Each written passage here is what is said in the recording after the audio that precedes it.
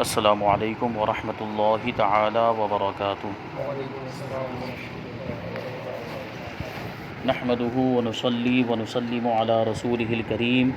اما بعد فاعوذ باللہ من الشیطان الرجیم، بسم اللہ الرحمن الرحیم۔ ان اللہ وملائکتہ یصلون علی النبی یا ایہا الذین آمنوا صلوا علیہ وسلموا تسلیما۔ اللہم صل علی سیدنا ومولانا محمد معدن الجود والکرم وآلہ الکرام وابنہ الکریم وبارک وسلم صلاۃ وسلاما علیک یا رسول اللہ صلی اللہ تعالی علیہ وسلم۔ تو نماز کے مکروہات کا بیان جاری ہے۔ تو مکروہات تحریمیہ کے بعد مکروہات تنزیہیہ کو بیان کر رہے ہیں۔ ان میں سے 10 چیزوں کو اس سے پہلے والے درس میں بیان کیا گیا تھا۔ نمبر 11 پر ہے، فرض کی ایک رکعت میں کسی آیت کو بار بار پڑھنا حالت اختیار میں مکروہ ہے، یعنی ایک آیت کی تکرار ایک ہی رکعت کے اندر یہ مکروہ ہے، بغیر کسی مجبوری کے ایسا نہیں کرنا چاہیے۔ اگر کوئی مجبوری ہے، جیسے بھول گئے تو اب اس کو درست کرنے کے لیے دوبارہ پڑھتے ہیں تو اس کی اجازت ہوگی، یا کوئی عذر ہے، جیسے کسی کو ہکلانے کی بیماری ہوتی ہے تو اس کی وجہ سے وہ الفاظ دہراتا ہے وہ بار بار، اسی کو کہا کہ اگر عذر سے ہو، کوئی مجبوری سے ہو تو کوئی حرج نہیں۔ نمبر 12، یوں ہی ایک رکعت میں ایک سورت کو بار بار پڑھنا، اس کی بھی اجازت نہیں، یعنی یہ فرض نمازوں کے، فرض اور واجب نمازوں کے بارے میں۔ نفل میں ایک رکعت میں ایک سورت کو بار بار پڑھا جا سکتا ہے، جیسے وہ نفل نمازیں ہوتی ہیں، جیسے بڑی راتوں میں جو پڑھی جاتی ہیں اس میں 15 مرتبہ یا اس سے بھی زیادہ مرتبہ سورہ اخلاص پڑھنا ہوتا ہے، یا کوئی دوسری سورت پڑھنی ہوتی ہے ایک ہی رکعت کے اندر۔ تو اس سے کیا پتہ چلا کہ نفل میں یہ چیز مکروہ نہیں ہے، یہ فرض کے بارے میں، کہ فرض میں ایک سورت کو بار بار پڑھنا مکروہ ہے۔ نمبر 13، سجدے کو جاتے وقت گھٹنے سے پہلے ہاتھ رکھنا۔ جو صحیح طریقہ، سنت طریقہ وہ یہ ہے کہ پہلے گھٹنے رکھے جائیں پھر ہاتھ زمین پر رکھیں۔ اگر پہلے ہاتھ رکھ دیے پھر گھٹنے رکھتا ہے تو یہ سنت کے خلاف مکروہ تنزیہ۔ اور اٹھتے وقت ہاتھ سے پہلے گھٹنے اٹھانا بلا عذر مکروہ ہے۔ وہی چیز، وہ طریقہ جو ہے کہ پہلے سر اٹھانا ہے، پھر ہاتھ اٹھانا ہے، پھر گھٹنے اٹھانے ہیں۔ اب اگر کسی نے پہلے گھٹنے اٹھا لیا اب پھر ہاتھ ایسے اٹھا رہا ہے تو اگر کوئی عذر اور مجبوری نہیں ہے تو یہ مکروہ ہے، اور کسی عذر کی وجہ سے ہے تو عذر اور مجبوری کی وجہ سے ہر حکم میں تخفیف آتی ہے، یعنی پھر وہ کراہت اس میں ختم ہو جائے گی۔ نمبر 15، رکوع میں سر کو پشت سے اونچا یا نیچا رکھنا۔ سر کو بالکل سیدھا رکھنے کا حکم ہے۔ رکوع کرتے وقت سر بالکل پیٹھ کی سیدھ میں ہونا چاہیے، اوپر نیچے نہیں ہونا چاہیے۔ نمبر 16، بسم اللہ و تعوذ و ثنا اور آمین کو زور سے پڑھنا، یعنی ان کا آہستہ ہونا سنت ہے۔ بسم اللہ کو بھی آہستہ پڑھا جائے گا، اعوذ باللہ کو بھی آہستہ پڑھنا ہے، ثنا کو بھی آہستہ پڑھنا ہے، اور سورہ فاتحہ مکمل ہونے کے بعد جو آمین کہا جاتا ہے اس کو بھی آہستہ پڑھنا ہے، بلند آواز سے پڑھنا مکروہ ہے۔ نمبر 17، اذکار نماز کو ان کی جگہ سے ہٹا کر پڑھنا۔ اذکار نماز یعنی جہاں پر جو ذکر ہے، جہاں پر جو پڑھنا ہے اس کو دوسری جگہ پہ پڑھ دینا، جیسے سبحان ربی العظیم یہ رکوع کی تسبیح ہے،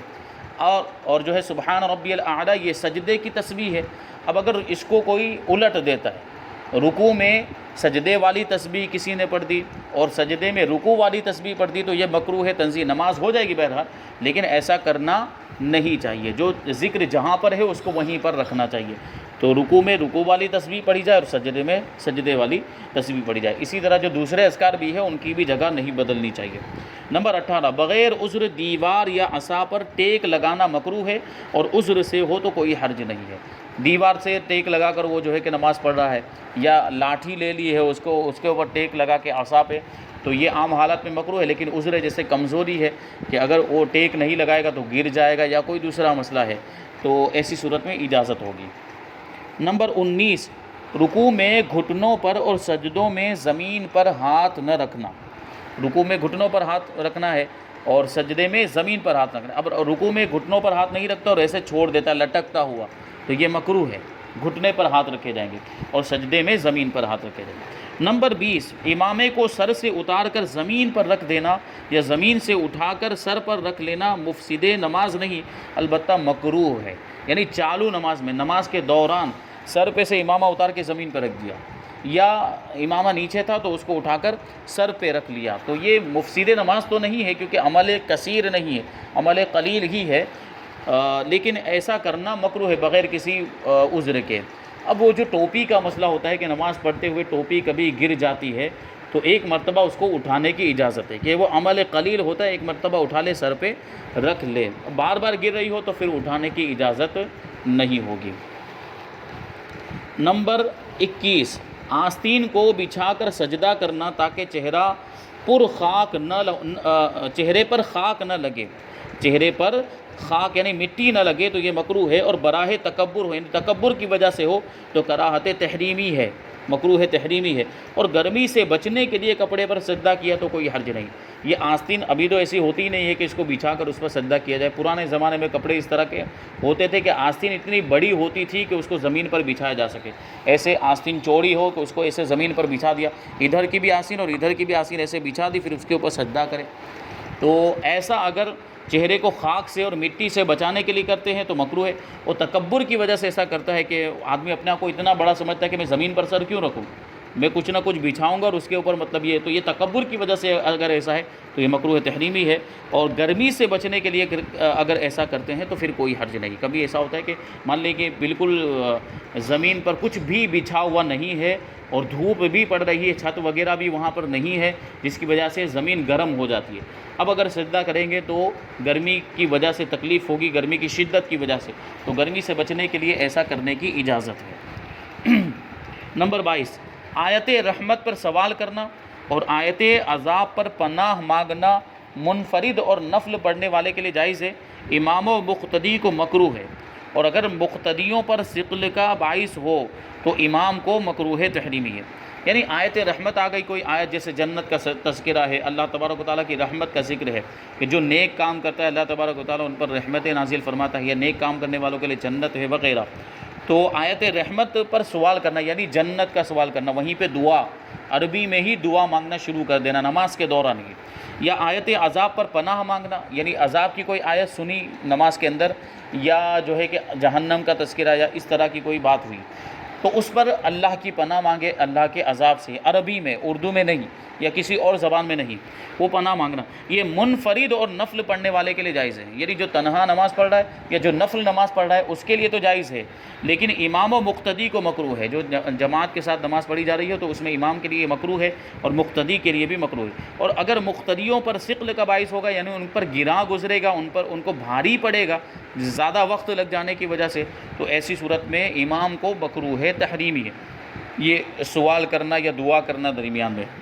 نمبر 23، دائیں بائیں جھومنا مکروہ ہے، اور تراوح یعنی کبھی ایک پاؤں پر زور دیا کبھی دوسرے پاؤں پر، تو یہ سنت ہے۔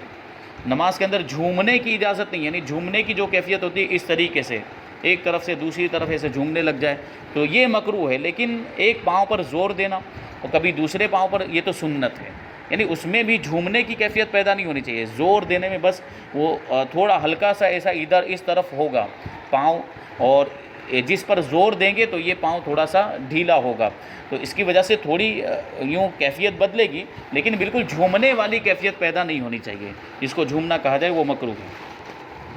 نمبر 24، نماز میں آنکھ بند رکھنا مکروہ ہے، مگر جب کھلی رہنے میں خشوع نہ ہوتا ہو تو بند کرنے میں حرج نہیں بلکہ بہتر ہے۔ نماز میں آنکھ کھلی رہنی چاہیے، آنکھوں کو بند کرنا عام حالات میں مکروہ ہے، اسی وجہ سے تو بتایا ہے کہ ہر رکن میں کہاں پر نگاہ ہونی چاہیے، مستحب،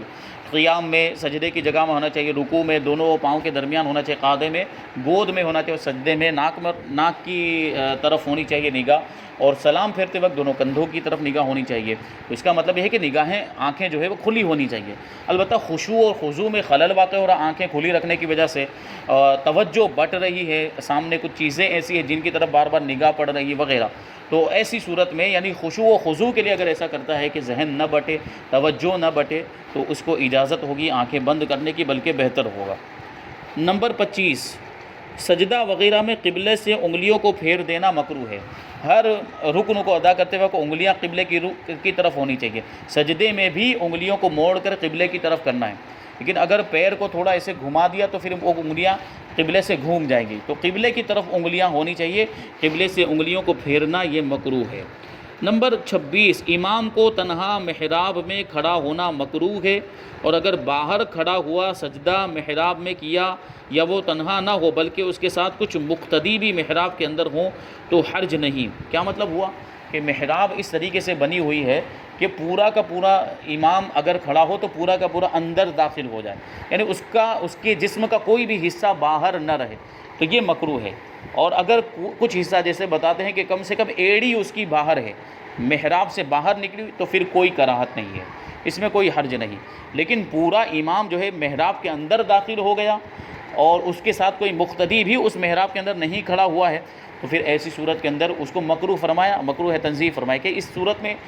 شبہ ہوتا ہے کہ امام دوسری جگہ کھڑا ہوا اور مقتدی دوسری جگہ کھڑے ہوئے ہیں، کیونکہ محراب جو ہے وہ عام طور پر آپ دیکھیں تو وہ جو دیوار قبلہ ہوتی ہے اس سے آگے کی جانب نکلا ہوا ہوتا ہے، تو دیکھنے میں ہمیں شبہ ہوتا ہے کہ یہ جگہ الگ ہے اور مسجد کی جگہ الگ ہے، حالانکہ وہ بھی مسجد ہی میں شامل ہوتی، وہ جگہ بھی وہ بھی مسجد ہی کا حصہ ہوتی، لیکن بہتر یہ ہے کہ امام کم سے کم تھوڑا سا پیچھے ہو، یعنی کم سے کم اس کی ایڑی باہر ہو، تو پھر اس میں کراہت نہیں ہوگی۔ تو یا پھر یہ ہے کہ محراب اتنی بڑی بنی ہوئی ہے محراب کہ اس کے ساتھ ایک صف بھی لگ سکتی ہے امام کے پیچھے۔ کبھی ایسا ہوتا ہے کہ محراب ایک تو بڑی محراب بنی ہوتی ہے، اس کے اندر ایک چھوٹی سی محراب بھی بنی ہوئی تھی، ساتھ میں ممبر بھی بنا ہوتا ہے، تو اس میں امام کے پیچھے ایک صف بھی لگائی جا سکتی ہے۔ تو اگر مقتدی بھی اس محراب کے اندر ایک صف میں کھڑے ہو گئے، جیسے 4-5 مقتدی جتنی اس میں محراب کے اندر جگہ ہے اتنے میں کھڑے ہو گئے، تو پھر اس میں بھی کوئی کراہت نہیں ہے۔ تو یوں ہی اگر مقتدیوں پر مسجد تنگ ہو تو بھی محراب میں کھڑا ہونا مکروہ نہیں ہے، یعنی اب بہت زیادہ بھیڑ ہو گئی ہے، اب اگر جو ہے کہ وہ امام پیچھے نکل کے کھڑا ہوگا تو پھر ایک صف پوری مان لیجئے اس میں چھوڑنی پڑے گی، تو ایسی صورت میں پھر امام کے لیے محراب کے اندر کھڑا ہونا بھی جائز ہوگا۔ لیکن اگر بھیڑ کی صورت میں بھی اگر وہ ایڑی وغیرہ باہر رہتی ہے تو پھر کوئی مسئلہ ہی نہیں ہے۔ نمبر 17، امام کو دروں میں کھڑا ہونا بھی مکروہ ہے۔ در مطلب وہ محراب کے علاوہ ستون کی شکل میں دونوں جانب ستون ہے اور اس کے درمیان کھڑا ہوا امام، یا جو ہے کہ اس طریقے سے کوئی محراب کی طرح ہی کچھ اس طرح سے در بنے ہوئے ہوتے ہیں، تو اس میں کھڑا ہونا بھی مکروہ ہے، وہاں بھی یہی حکم ہے۔ نمبر 28، امام کا تنہا بلند جگہ پر کھڑا ہونا مکروہ ہے۔ بلندی کی مقدار یہ ہے کہ دیکھنے میں اس کی اونچائی ظاہر اور ممتاز ہو، پھر یہ بلندی اگر قلیل ہو تو کراہت تنزیہ ہے، ورنہ ظاہر تحریم ہے، یعنی امام بہت بلند جگہ پر بھی نہ ہو، امام اونچائی پر ہو اور مقتدی نیچائی پر ہو کے بالکل الگ لگتا ہو، دیکھنے میں ایسا معلوم ہوتا ہو کہ وہ اونچائی بہت زیادہ ہے اور اونچائی بالکل ظاہر اور ممتاز ہوتی ہو، دونوں الگ الگ لگتے ہوں کہ مقتدی الگ جگہ پر ہیں اور امام الگ جگہ پر ہے، تو یہ مکروہ ہے۔ اور فرماتے ہیں کہ اگر تھوڑی سی بلندی ہے تو کراہت تنزیہ اور بہت زیادہ بلندی ہے تو کراہت تحریمی ہے، تو بالکل جگہ جو ہے وہ برابر ہموار ہونی چاہیے کہ جہاں مقتدی ہے اور جہاں امام ہے وہ برابر، اور اگر تھوڑا سا اونچا ہو تو کوئی حرج نہیں، تھوڑا سا 4-5 انگل اونچا ہے تو اس میں کوئی کراہت نہیں ہے۔ نمبر 29، امام نیچے ہو اور مقتدی بلند جگہ پر ہو، یہ بھی مکروہ اور خلاف سنت ہے۔ اوپر والا جو مسئلہ بتایا کہ امام بلند جگہ پر ہے اور مقتدی نیچی جگہ پر ہے، اب یہاں پر ہے کہ امام نیچی جگہ پر ہے اور مقتدی بلند جگہ پر ہیں، تو یہ بھی مکروہ اور خلاف سنت ہے۔ نمبر 30، کعبہ معظمہ اور مسجد کی چھت پر نماز پڑھنا مکروہ ہے کہ اس میں ترک تعظیم ہے، مسجد کی چھت پر بغیر ضرورت کے بھی نہیں چڑھ سکتے، اور کعبہ معظمہ کی چھت پر چڑھنا بھی مکروہ ہے کہ آداب کے خلاف ہے، یہ اس کے ادب کے خلاف اور اس میں تعظیم کا ترک کرنا پایا جاتا ہے۔ ہاں اگر مسجد ہے اور مسجد میں نیچے کا منزلہ جو گراؤنڈ فلور ہے بالکل فل ہو گیا، اب اس میں بالکل بھی جگہ نہیں بچی ہے، تو ایسی صورت میں اوپر جانے کی اجازت ہوگی۔ جو 2 منزلہ مسجدیں ہوتی ہیں یا مسجد کی چھتوں پر جہاں نماز پڑھی جاتی ہے تو وہاں مسجد کی چھت پر یا دوسرے منزلے میں اسی وقت جانے کی اجازت ہوگی جب نیچے فل ہو جائے، جب نیچے جو پورا نیچے والا جو منزلہ ہے وہ پورا جو ہے کہ بھر جائے تب اوپر جانے کی اجازت ہوگی۔ نمبر 31، مسجد میں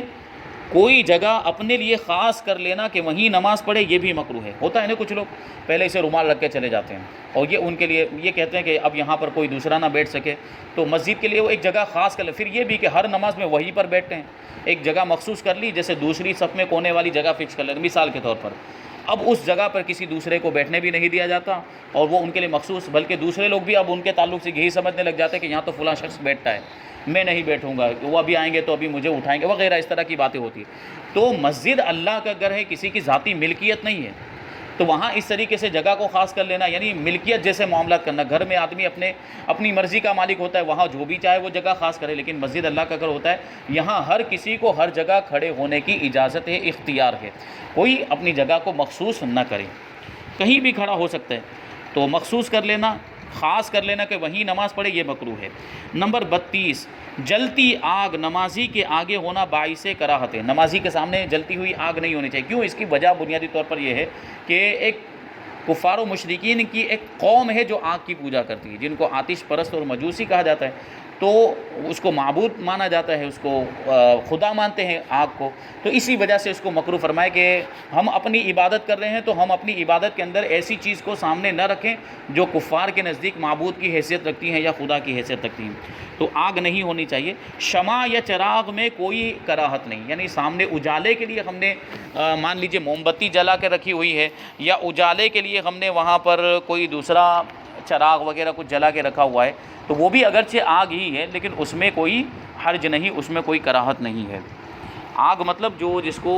ویسے ہی جلا دیا، اس کا کوئی صحیح مقصد نہ ہو، تو ایسی صورت میں اس کو مکروہ فرمایا گیا. نمبر 33، سامنے پاخانہ وغیرہ نجاست ہونا یا ایسی جگہ نماز پڑھنا کہ وہ مظنہ نجاست ہو. ظاہر سی بات ہے، عبادت ایک جو ہے بہت ہی مقدس عمل ہے، پاکیزہ عمل ہے، اور اس میں طہارت وغیرہ کے جو مسائل بھی ہیں جو اتنے تفصیل کے ساتھ بیان کیے گئے، اس میں کتنی احتیاط کا حکم دیا گیا ہے. تو یہ پاکیزہ عبادت جب ہم کر رہے ہوں تو اگرچہ ہم جہاں نماز پڑھ رہے وہاں جیسے سجدے کی جگہ میں، پاؤں رکھنے کی جگہ میں وہاں نجاست نہیں ہے تو نماز تو ہو جائے گی بہرحال، لیکن سامنے یا دور قریب میں جہاں نجاست نظر آئے جیسے نماز پڑھ رہے ہیں تو وہ نجاست بھی نہ ہونی جو ہے اس کو بھی دور کر لینا چاہیے. اگر کہیں جو یا ایسی جگہ سے ہٹ کر دوسری جگہ نماز پڑھنی چاہیے جہاں پہ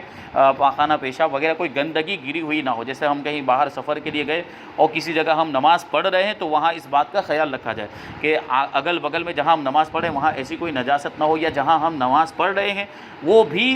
اس کے تعلق سے بھی ایسا گمان نہ ہو کہ جہاں ہم نماز پڑھ رہے ہیں یہاں نجاست ممکن ہے کہ نجاست ہو. یقین ہوگا جس جگہ پہ ہم نماز پڑھ رہے ہیں اس جگہ پہ نجاست کا یقین ہے تو پھر تو نماز ہی نہیں ہوگی جس جگہ پر نماز پڑھ رہے ہیں. لیکن نجاست کا گمان بھی ہے تو بھی وہاں پر نماز نہیں. ہاں اگر ایسا معاملہ ہے کہ ساری ہی جگہ ایسی ہے کہ سب کے بارے میں شک و شبہ ہے، ہر جگہ کے بارے میں کہ یہاں بھی نجاست ہو سکتی تو پھر تو مجبوری ہے، تو پھر پڑھ لے، تو ایسی صورت میں نماز ہو جائے گی جب تک کہ نجاست کا یقین نہ ہو. تو ایسے میں جو اگر کوئی نجاست ہے تو پہلے اس کو دور کر دیا جائے، آگے پیچھے کہیں بھی نمازی کے تو ایسی جگہ نماز نہ پڑھیں، یا تو وہاں سے ہٹ کر نماز پڑھیں. نمبر 34، مرد کا سجدے میں ران کو پیٹ سے چپکا دینا. یہ جو طریقہ بتایا تھا سنت طریقہ، یہ ران کا یہ والا حصہ یہ پیٹ سے جدا ہونا چاہیے، یہ ملا ہوا نہیں ہونا چاہیے یہ والا حصہ. تو اگر اس کو کسی نے ملا دیا تو یہ مکروہ ہے تنزیہی. نمبر 35، ہاتھ سے بغیر عذر مکھی اور پسو اڑانا مکروہ ہے. مکھی آ گئی ہے یا مکھی یا جو ہے کہ مچھر وغیرہ جو بھی اس طرح کی کوئی وہ چیزیں ہوتی ہیں کیڑے مکوڑے، تو وہ آ گئے، اب اس کی وجہ سے پریشانی ہو رہی ہے یا مچھر ہے کو وہ کاٹ رہا ہے، مچھر کاٹ رہا اور تکلیف ہو رہی تو پھر تو اڑانے کی اجازت ہوگی اس کو. لیکن ویسے ہی مکھی ہے اور کوئی پریشانی اس کی وجہ سے نہیں ہو رہی اور وہ اڑانے لگ گیا بغیر عذر کے، بغیر کسی ضرورت کے اس کو اڑا رہا ہے تو یہ مکروہ ہے. ہاں کوئی ضرورت ہے جیسے میں نے ابھی بتایا کہ مکھی پریشان کر رہی ہے جس کی وجہ سے دھیان بٹ رہا ہے، توجہ بٹ رہی ہے، یا مچھر کاٹ رہا ہے جیسے چہرے پر مچھر بیٹھ گیا یا ہاتھ پر بیٹھ گیا اور وہ کاٹ رہا ہے تو اس کے کاٹنے کی وجہ سے تکلیف ہوتی ہے تو ایسی صورت میں اڑانے کی اجازت ہوگی. نمبر 36، ایسی چیز کے سامنے جو دل کو مشغول رکھے نماز پڑھنا مکروہ ہے. یعنی ہر وہ چیز جس کی وجہ سے توجہ بٹتی ہے، دھیان بٹتا ہے اور خشوع و خضوع میں خلل واقع ہوتا ہے، اس چیز کے ہوتے ہوئے نماز پڑھنا مکروہ ہے، اس کو دور کرنا ضروری ہوتا ہے. جیسے زینت اور لہو و لعب وغیرہ چیزیں، کھیل کود کا سامان موجود ہے وہاں پر اور توجہ اس کی طرف جا رہی ہے، یا زینت وغیرہ کا سجنے سنورنے کا کوئی سامان ہے اور اس کی طرف توجہ جا رہی ہے. یعنی عورتوں کے لیے یہ چیز ہے کہ عورتیں زینت وغیرہ کی چیزیں ہوتی ہیں تو ان کی طرف ان کی توجہ زیادہ جاتی ہے، تو ایسی صورت میں ان چیزوں کو پہلے دور کرے جن کی وجہ سے دھیان اس طرف جا رہا ہے. نمبر 37، نماز کے لیے دوڑنا. نماز کے لیے دوڑنے کی بھی اجازت نہیں، یہ بھی مکروہ. کبھی ایسا ہوتا ہے کہ نماز جیسے وضو کیا اب وہ رکعت پانے کے لیے، جیسے امام صاحب رکوع میں چلے گئے ہیں اور وضو ہو چکا ہے لیکن ابھی بیچ میں فاصلہ ہے، تو دوڑتے ہوئے جاتے ہیں رکعت حاصل کرنے کے لیے، تو یہ دوڑنے کی بھی اجازت نہیں ہے، یہ نماز کے آداب کے خلاف ہے۔ اس کا جو ادب ہے، اس کی جو تعظیم ہے، اس میں اس تعظیم کا ترک کرنا پایا جاتا ہے۔ جیسے ایک حدیث پاک کے اندر ایسا ہے کہ حضور صلی اللہ علیہ وسلم رکوع میں چلے گئے تو صحابہ کرام اس رکعت کو حاصل کرنے کے لیے دوڑے تھے، تو نماز سے فارغ ہونے کے بعد اللہ کے رسول صلی اللہ علیہ وسلم نے ارشاد فرمایا کہ تمہیں کیا ہوا کہ تم دوڑتے ہو، یعنی سکون و وقار کے ساتھ آؤ، اطمینان کے ساتھ آؤ، دوڑ کر مت آؤ۔ تو دوڑنے کی اجازت نہیں ہے، یعنی اگر ہم کو رکعت حاصل کرنی ہے تو ہم کو پہلے ہی سے اس کی احتیاط کرنی ہے، ہم کو وقت نکال کر پہلے ہی آ جانا ہے تاکہ ہماری رکعت چھوٹے ہی نہ، دوڑنے کی ضرورت ہی نہ پڑے۔ نمبر 38 پر ہے عام راستہ، کوڑا ڈالنے کی جگہ، مذبح، غسل خانہ، حمام، مویشی خانہ، مطلب کیا؟ عام راستہ یعنی جہاں سے لوگ گزرتے ہیں وہ راستہ، یا کچرا پھینکنے کی جگہ جہاں پر عام طور پر لوگ کچرا پھینکتے ہیں، اب کچرا مختلف قسم کا، گندگی والی چیزیں بھی اس میں ہوتی ہیں۔ مذبح یعنی جہاں پر جانور ذبح کیے جاتے ہوں، یہ کسائی خانہ وہ جو ہوتا ہے جہاں پہ جانور ذبح ہوتے ہیں تو خون وغیرہ سب وہاں پہ گرا رہتا ہے۔ غسل خانہ جہاں پر غسل کیا جاتا ہے، یا حمام وہ بھی ایک غسل خانہ ہی ہوتا ہے جہاں گرم پانی کا انتظام ہوتا ہے، تو وہاں پہ حمام، جو پرانے زمانے میں یہ یوں سمجھے کہ سماجی سوشل مشترک طور پر ایک حمام اور غسل خانہ ہوا کرتا ہے، جیسے ابھی شوچالے وغیرہ بنے ہوتے ہیں کہ وہاں پر سب لوگ جا سکے، سب کو عام اجازت ہوتی ہے، ایسے پرانے زمانے میں حمام اور غسل خانے بنے ہوتے جہاں پہ گرم پانی وغیرہ کا انتظام بھی ہوتا تھا، تو لوگ وہاں جاتے تھے اور غسل کیا کرتے تھے، تو یہ حمام ہے۔ یا مویشی خانہ یعنی جہاں پر جانور بندھے ہوئے ہیں، جیسے طبیلہ ہوتا ہے جہاں بھینسیں بندھے ہوتی ہیں، یا بکرے وغیرہ جہاں پر بندھے ہوئے ہیں، تو خصوصاً اونٹ باندھنے کی جگہ جہاں پہ اونٹ باندھے ہیں، یا استبل جہاں پہ گھوڑے باندھے جاتے ہیں، پاخانے کی چھت جہاں پہ پاخانہ یہ بنا ہوا، استنجا خانہ بنا ہوا ہے، لیٹرین، اس کی چھت، جیسے یہ استنجا خانہ تو اس کی یہ چھت ہے، تو ان جگہوں پہ نماز پڑھنا مکروہ ہے، ایسی جگہوں پر، کیونکہ ظاہر سی بات ہے کہ وہ مذبح ہے یا جو ہے کہ غسل خانہ ہے، تو غسل کرتا ہے آدمی تو وہاں اپنے بدن کی نجاست کو دور کرتا ہے، تو وہ غسل خانہ ممکن ہے پانی کے ساتھ وہاں پر کوئی نجاست بھی موجود ہو، اور اسی طریقے سے یہ بھی تو گندی جگہ ہے غسل خانے کی چھت کے، استنجا خانے کی چھت کے اوپر نماز پڑھنا، یا جہاں جانور بدھے ہوتے ہیں تو جانور بدھے ہوں گے تو وہ گندگی بھی کرتے ہیں، وہ پیشاب پاخانہ ان کا ہوتا ہے، تو اگرچہ وہ جگہ جہاں پہ ہم پڑھ رہے وہاں بظاہر کوئی گندگی دکھ نہیں رہی ہے، لیکن پھر بھی اس کو مکروہ فرما رہے ہیں کہ وہ جگہ مظنہ نجاست ہے، کہ گمان ہے ایسا کہ ہو ہی سکتی ہے وہاں پہ نجاست، یقین اگرچہ نہ ہو لیکن ایسا گمان ہوتا ہے کہ یہاں ہو سکتی ہے نجاست، اس لیے ان جگہوں پر نماز نہیں پڑھنی چاہیے۔ صاف ستھری جگہ جہاں پر کسی طرح کی کوئی گندگی نہ ہو، جہاں کسی طرح کی کوئی بدبو بھی نہ آ رہی ہو، ہر اعتبار سے وہ پاکیزہ جگہ ہو، ایسی جگہ کو منتخب کیا جائے نماز پڑھنے کے لیے۔ تو یہ نماز کے مکروہات تنزیہیہ کا بیان ہوا۔ اب انشاءاللہ یہاں سے ایک بہت اہم چیز بتائیں گے، نماز کو توڑنا کب جائز ہے، نماز کب توڑ سکتے ہیں، یہ بھی بہت اہم، اور اس کے کچھ ضروری مسائل انشاءاللہ تبارک و تعالیٰ آگے بیان کیے جائیں گے۔ اللہ تبارک و تعالیٰ ہم سب کو عمل کی توفیق عطا فرمائے۔ وما علینا الا البلاغ۔ السلام علیکم۔